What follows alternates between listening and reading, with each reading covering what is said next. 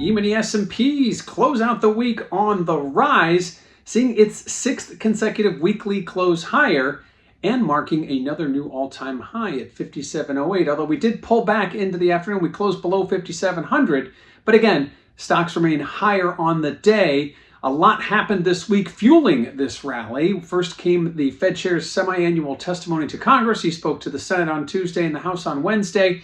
Didn't really give any indication of when the Fed possibly could alter rates, i.e. moving rates lower, but did say that there were still, inflation remained elevated. There was still work to do to get it back to its 2% mandate. However, he followed that up with, it doesn't necessarily have to get back to 2% if the economy starts to crumble and the Fed could cut sooner. So he saw very balanced risks between cutting too soon or waiting and cutting too late.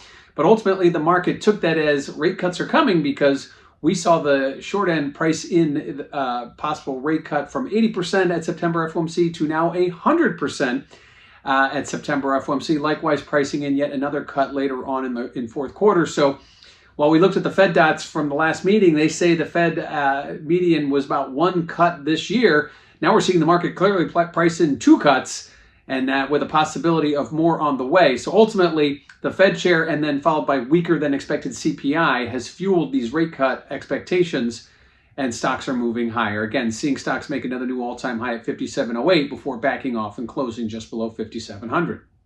Now, what does this mean for volatility? Well, the volatility index that we talk about moves inversely to equities. So as equities move higher, volatility moves lower, and that's exactly what happened today. Ultimately, though, on the week, we saw a move higher in stocks, but volatility remained relatively unchanged as it sits near the year-to-date lows.